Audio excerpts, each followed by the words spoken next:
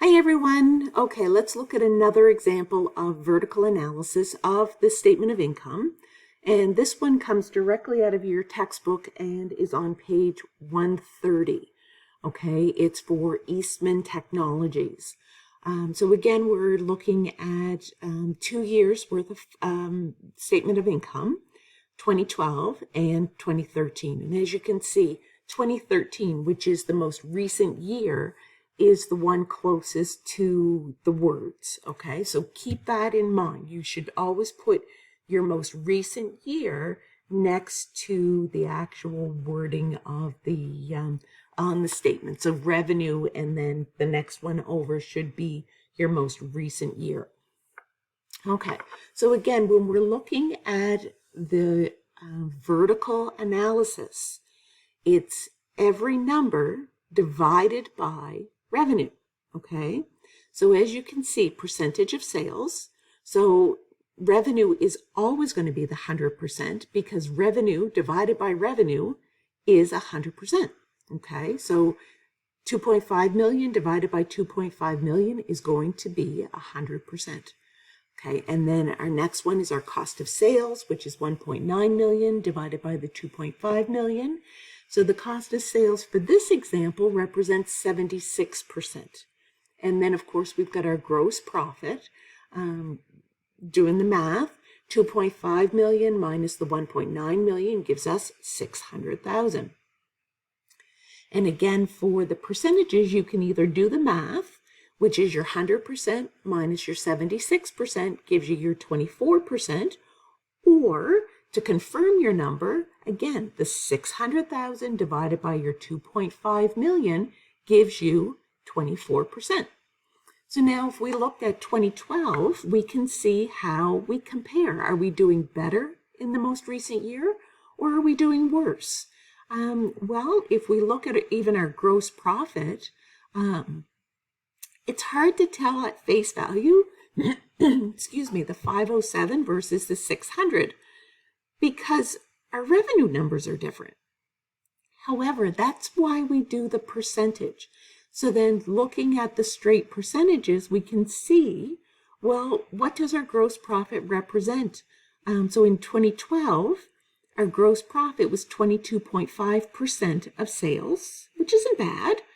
But then compare it to 2013, where our gross profit is 24% as a percentage of sales. Well, 24% is a much better gross profit than 22.5. So then if we continue to look down, again, every number divided by our revenue. So for example, our total distribution costs of 160,000 divided by our 2.5 million gives us a percentage of 6.4. So our total distribution costs represent 6.4% of our total revenue. Whereas in 2012, it represents 6.6% of our total revenue. So a lower percentage, especially associated with expenses, is definitely better. Let's look at our finance costs. So back in 2012, our 23,000 divided by 2.25 million represents 1%. So our finance cost is 1% of our total revenue. But in this year, it represents 1.4% of our total revenue because our finance cost for 2013 is 35,000.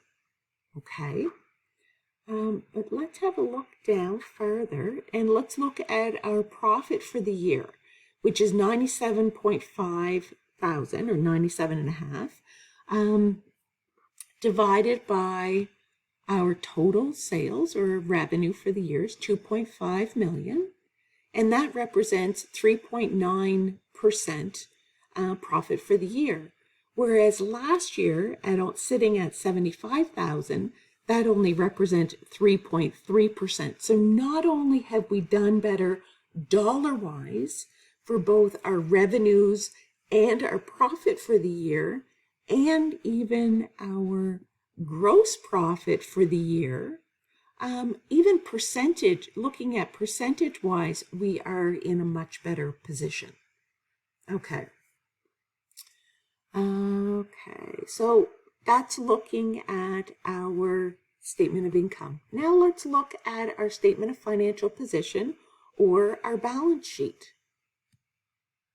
So the question is, how do we compare this one?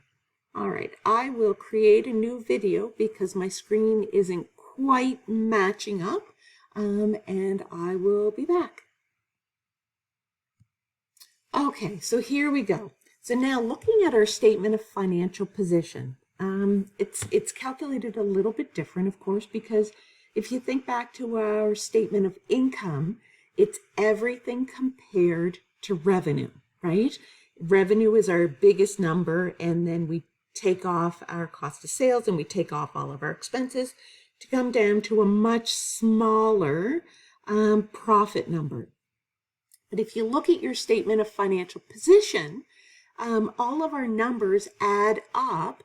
So our assets all add together to give us our total assets. And then on the other side of our balance sheet, we add up our equity and we add up all of our liabilities to give us the biggest number at the bottom, which is total equity and liabilities, which of course, as you know, matches with our total assets. So for the statement of financial position, doing the vertical analysis, we are going to divide every number by our total assets number. Okay, so as you can see here, when you do total assets divided by total assets, it gives you the 100%. And down at the bottom here, because our total equity and liabilities number is the same as our total assets number, again, it's total equity and liabilities divided by total equity and liabilities to give us our 100%. So now we look at everything. How does it compare to that total assets number? So we can look at our property, plant, and equipment. So in property, plant, and equipment, we have 1.34 million divided by our 1.8 million of total assets. So property, plant, and equipment represents 74.44% of our total assets.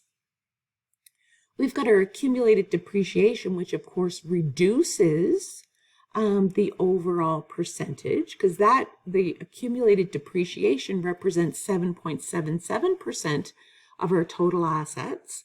That removed gives us the net property, plant, and equipment, or the total non-current assets of 1.2 million, again divided by our total assets of 1.8, represents 66.67%.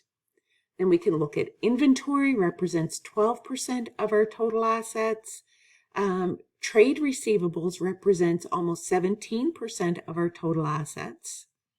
Total current assets represents 33.33% of our total assets, right? Because we've got our 600 divided by our 1.8, and that gives us 33.33%. Compare that to 2012. So in 2012, our property, plant, and equipment represented only 70.56% of our total assets. Trade receivables represented almost 19%. Inventory, look at that, it's about the exact same, very close to the same percentage of our total assets, coming in at just over 12%. Okay, so now let's have a look at our equity and our liabilities. We can see in 2013, our total equity of $555,000 divided by our total equity and liabilities of 1.8 million. So our equity represents 30.8% in 2013. But look at that, it was higher in 2012. In 2012, our total equity of $490 represents almost 33% of our total equity and liabilities. We can look at our long-term borrowing. Oh, look, that went up by 200,000, just even in dollar amounts. But now, even though our equity number, total equity and liabilities number is higher than it was in 2012, the actual overall percent also went up. It's 44.45% instead of 40.3%. Trade payables represents 10.8% of our total equity and liabilities, whereas back in 2012, it represented almost 12% of our total equity and liabilities. Okay, so hopefully this has helped. I'm going to create another video in just a couple of minutes so that we can go over the horizontal analysis for Eastman Technologies. So feel free at this point, if you'd like, to give the activities a try for the vertical analysis for both the income statement or statement of income and the statement of financial position. Thanks, everyone.